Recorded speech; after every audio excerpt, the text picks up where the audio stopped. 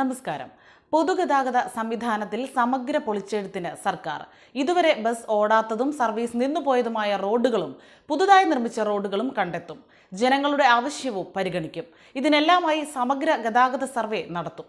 യാത്രാ സൗകര്യമുള്ള എല്ലാ റൂട്ടുകളിലും പൊതുഗതാഗതം എത്തണം എന്ന മന്ത്രി കെ ബി ഗണേഷ് കുമാറിന്റെ നിർദ്ദേശപ്രകാരമാണ് ഇത്. യാത്രക്കാരുടെ ആവശ്യമനുസരിച്ച് പുനഃക്രമീകരിക്കാനും ലക്ഷ്യമിടുന്നു. ജില്ലാതലത്തിൽ മോട്ടോർ വാഹന വകുപ്പ് ഉദ്യോഗസ്ഥർ പഞ്ചായത്ത് പ്രതിനിധികളുടെ വരെ സഹായത്തോടെയാണ് പുതിയ റൂട്ടുകൾ കണ്ടെത്തുക. ജനങ്ങൾക്കും അറിയിക്കാം. പ്രാഥമിക സർവേ റിപ്പോർട്ട് 7-ന് മുൻപ് സമർപ്പിക്കണം. കണ്ടെത്തുന്ന റൂട്ടുകളിൽ സ്വകാര്യ ബസ്സുകൾക്കും പെർമിറ്റ് നൽകും. റൂട്ടുകളെ പറ്റിയും അവിടെ ബസ്സുകളുടെ പുനഃക്രമീകരണം എങ്ങനെ വേണം എന്നത് പഠിക്കുന്നതിനും കിഫ്ബിയുടെ കൺസൾട്ടൻസിയായ കിഫ്കോണിനെയും പ്രമുഖ കൺസൾട്ടിംഗ് ഗ്രൂപ്പായ KPMGയെയും നേരത്തെ ചുമതലപ്പെടുത്തിയിരുന്നു. ഇത് കൂടാതെയാണ് പുതിയ സർവേ. നിലവിൽ KSRTCക്ക് പോലും തങ്ങളുടെ റൂട്ടുകളെപ്പറ്റി കൃത്യതയില്ല. യാത്രക്കാർ കാത്തു നിൽക്കുന്ന റൂട്ടുകളിൽ ബസ് വിടാതെ പ്രധാന റൂട്ടുകളിൽ മാത്രം ആളില്ലാതെ സർവീസ് നടത്തുന്ന ബസ്സുകളും ധാരാളമാണെന്നാണ് KSRTCയുടെ തന്നെ പഠനം തെളിയിക്കുന്നത്. ദിവസവും KSRTCയിലേക്ക് 100 കണക്കിന് പരാതികൾ വരുന്നുമുണ്ട്. 1980-ലാണ് ജില്ലാതലത്തിൽ പഠനം നടത്തി റൂട്ടുകൾ KSRTCക്കും സ്വകാര്യ ബസ്സുകൾക്കും വീതിച്ചു നൽകിയത്. പിന്നീട് ക്രമീകരണം ഒന്നും നടന്നിട്ടില്ല. 2001-ൽ 36,000 സ്വകാര്യ ബസ്സുകളാണ് കേരളത്തിൽ സർവീസ് നടത്തിയിരുന്നത്. 6,000-ലധികം KSRTC ബസ്സുകളും സർവീസ് നടത്തിയിരുന്നു. ഇപ്പോൾ 7,000-ന് താഴെ സ്വകാര്യ ബസ്സുകളും കഷ്ടിച്ച് 4,000 KSRTC ബസ്സുകളുമാണ് സർവീസ് നടത്തുന്നത്.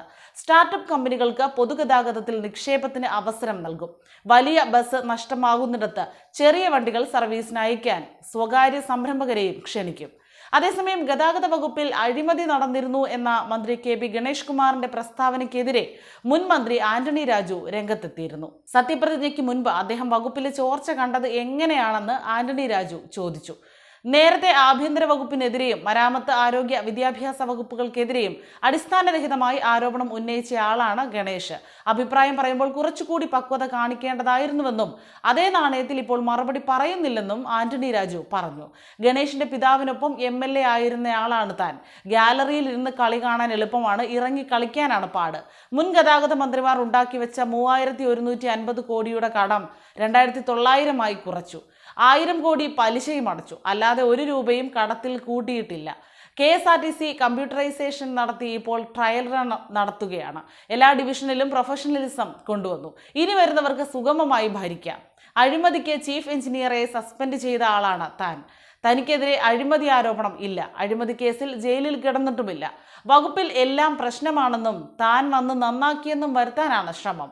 ഒന്നിനും കണക്കില്ലെന്നാണ് ഗണേഷ് പറഞ്ഞത്. 2014-15 വരെയാണ് KSRTCയിൽ ഓഡിറ്റ് നടന്നിരുന്നത്. താൻ വന്നതിന് ശേഷമാണ് 2022 വരെയുള്ള ഓഡിറ്റ് പൂർത്തിയാക്കിയത്. പുതിയ മന്ത്രി വന്ന് KSRTC ജീവനക്കാർക്ക് എല്ലാ മാസവും 1-ാം തീയതി ശമ്പളം നൽകിയാൽ നല്ല കാര്യമാകുമെന്നും ആന്റണി രാജു വ്യക്തമാക്കി.